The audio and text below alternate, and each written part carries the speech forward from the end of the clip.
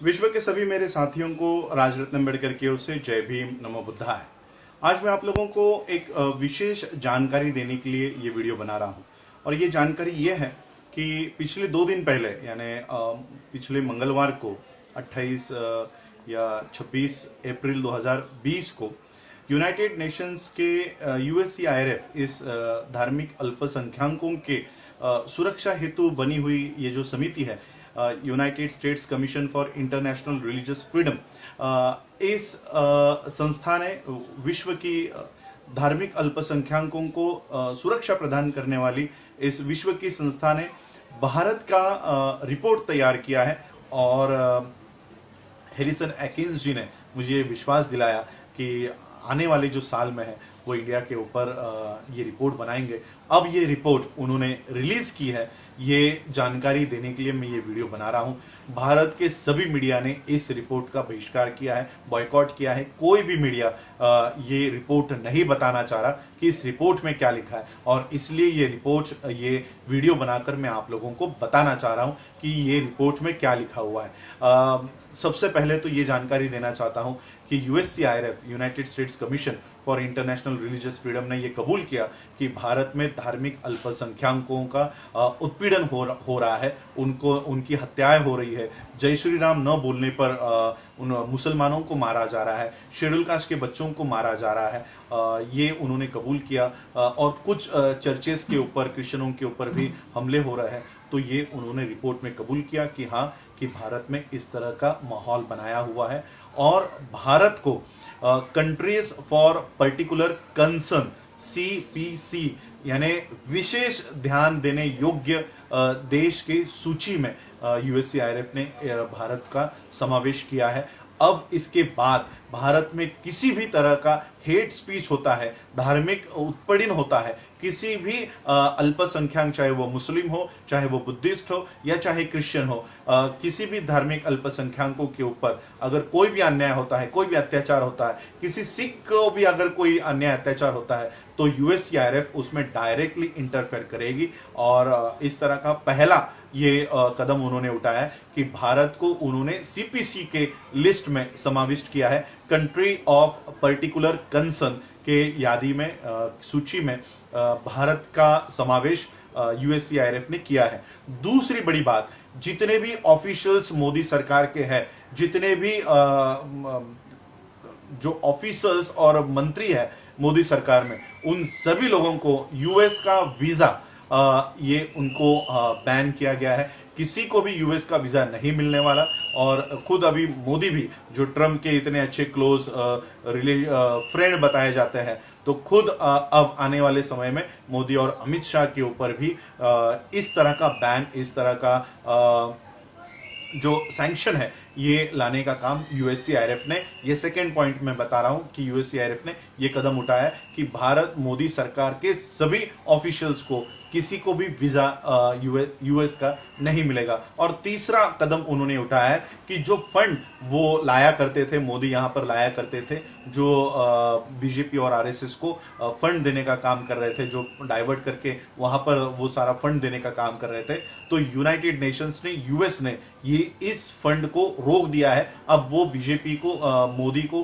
किसी भी तरह की आर्थिक सहायता नहीं करेगी। इस तरह के 3 ये बड़े फैसले USCIRF ने लिए हैं। और पूरा ये जो रिपोर्ट है, आप USCIRF के वेबसाइट से पढ़ सकते हो। डिटेल में ये रिपोर्ट लिखा गया है। मैं शंभू जी से और संदीप चौरे जी से, नेशनल दस्तक और बहुजन टीवी के लिए मैं उनको कहूँगा कि ये रिपोर्ट पढ़े, और जो जानकारी वहाँ पर दी है, ये जानकारी अपने चैनल से बताने का काम करें। क्योंकि गोदी मीडिया कभी भी इन सारी बातों को बताने का काम नहीं करेगी। तो ये बात आप लोग बताइए। और मैं मुस्लिम्स से ज़्यादा रिक्वेस्ट करना चाहूँगा, क्योंकि ये तो मेरी पहली स्टेप थी USCIRF को जाने की। मेरी सेकेंड स्टेप इस साल के फरवरी से मैं यूनाइटेड नेशंस के ह्यूमन राइट्स कमीशंस के हेडक्वार्टर नेदरलैंड में, वहाँ पर मैं जाने वाला था।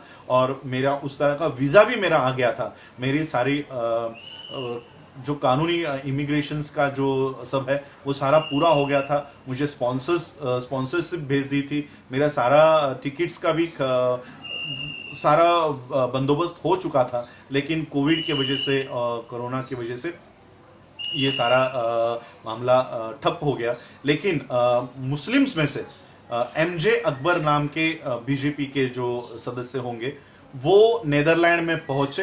यूनाइटेड नेशंस की जो ह्यूमन राइट्स कमीशन की एक शाखा है जो पूरे विश्व में मानव अधिकारों के उल्लंघन के ऊपर कानूनी कार्रवाई करती है, ये वहां पर जाके उन्होंने कहा कि भारत के किसी भी मुसलमानों के ऊपर कोई भी तरह का अन्याय और अत्याचार नहीं होता है। इस तरह का बयान एमजे अकबर ने वहां पर दिया है। तो मैं भारत के मुस्लिम से भी विनती करना चाहूंगा कि अपने हक और अधिकार के लिए भी आवाज उठाए, और अगर इस तरह के लोग वहां पर जाके बयान दे रहे हैं तो उनका खंडन करें और वहां पर बताएं, यूएससीआईआरएफ को बताएं, human rights commission, United Nations की जो अंतरराष्ट्रीय इंटरनेशनल ह्यूमन राइट्स कमीशन की जो शाखा है नेदरलैंड में, जो जिनका हेडक्वार्टर है, उनको बताएं कि किस तरह से भारत के मुसलमानों को उत्पीड़ित किया जा रहा है, उनको जय श्री राम न बोलने पर उनको मारा जा रहा है। अब हम लोग जामिया मिलिया के बारे में देख रहे हैं, जेएनयू के बच्चों के बारे में देख रहे हैं, किस तरह से दिल्ली पुलिस एट्रोसिटीज कर रही है। तो ये सारा भी उन्होंने अपने रिपोर्ट में लिया हुआ है, और आने वाले समय में दिल्ली पुलिस हो, उत्तर प्रदेश पुलिस हो, योगी हो, मोदी हो या अमित शाह हो, इनके ऊपर आने वाले समय में कानूनी कार्रवाई यूनाइटेड नेशंस के माध्यम से की जाएगी, यूएससीआईआरएफ के माध्यम से की जाएगी।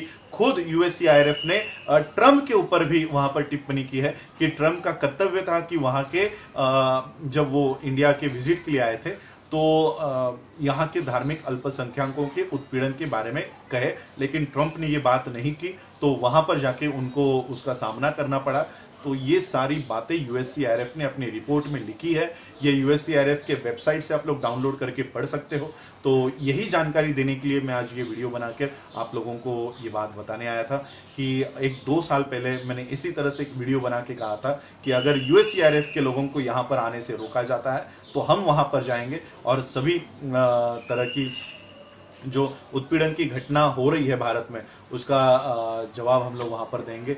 तो मैं वहाँ पर गया, 1 अक्टूबर को मैंने वहाँ पर सारा बयान दिया और आज हमारे सामने उसका रिपोर्ट है। ये रिपोर्ट भारत का मीडिया छुपाने की कोशिश कर रहा है। खुद यहाँ के फॉरेन मिनिस्टर ने कहा कि हम लोग इस रिपोर्ट को नहीं मानते, लेकिन यूएससीआईआरएफ इस तरह से भारत के अल्पसंख्यकों को बचाने का काम कर रही है। और मैं आने वाले समय में आप सभी लोगों का, मुस्लिम्स हो, क्रिश्चियंस हो, बुद्धिस्ट हो, सभी अल्पसंख्यक इस देश में है, उनसे एक ये वादा चाहता हूँ कि जब भी हमारे ऊपर कोई भी अन्याय हो, अत्याचार हो, इस तरह की घटना घटित हो, तो ये प्लेटफॉर्म्स हमारे लिए बने हैं। यहाँ पर अगर हम अपनी आवाज़ रखते हैं, जहाँ पर हमारे खुद 130 मेंबर ऑफ पार्लियामेंट हमारी आवाज़ नहीं उठा रहे, तो उस संसद से हम लोगों को कोई अपेक्षा नहीं रखनी चाहिए। जहाँ पर सुप्रीम कोर्ट जब कोरोना के इस प्रादुर्भाव से पूरा देश जूझ रहा है, तब सुप्रीम कोर्ट के जजेस कह रहे हैं कि शेड्यूल कास्ट की लिस्ट को फिर से बनाया जाए और शेड्यूल कास्ट नई तरीके से कौन कौन शेड्यूल कास्ट की जातियों में आ रहे। तो इस तरह का काम कोरोना के पीछे, कोरोना के आड़ में ये किया जा रहा है। संविधान को नष्ट करने का काम कोरोना के आड़ में भारत में हो रहा है। अभी आज सुबह एक खबर आई है कि महाराष्ट्र के मुंबई में आईएफएससी का जो ऑफिस हुआ करता था, जो सारा कैपिटल यहाँ पर हुआ करता था, वो गांधी धाम में शिफ्ट किया जा रहा है और सभी आर्थिक व्यवहार अब गुजरात में होंगे और पूरे देश की जो आर्थिक व्यवस्था है वो अब गांधीधाम से चलाई जाएगी। तो पूरा देश ये किस तरह से ख़त्म करने का काम बीजेपी और ये लोग कर रहे हैं, तो हम लोग देख रहे हैं। तो ऐसे हालातों में एक तरफ सुप्रीम कोर्ट से भी हम लोगों को न्याय नहीं मिल रहा, संसद हमारी बात नहीं कर रही, राष्ट्रपति धक्के खा रहे हैं, तो हम लोगों को एक प्लेटफॉर्म हमारे पास है, वो है अंतर्राष्ट्रीय मानवाधिकारों का ये प्लेटफॉर्म और यूएससीआईआरएफ जो धार्मिक अल्पसंख्यकों के उत्पीड़न के खिलाफ काम करता है। ये प्लेटफॉर्म पे हमको हमारी आवाज़ वहाँ पर बुलंद करनी है और इसी आंदोलन में आप लोग साथ देंगे, ये आशा और विश्वास मैं आप लोगों के ऊपर रखता हूँ। तो मैं सभी लोगों की पूरे विश्व के लोगों की कामना करता हूं कि जल्दी से जल्दी ये कोरोना से ये पूरा विश्व बाहर निकले और आप लोग भी अपना ख्याल रखें।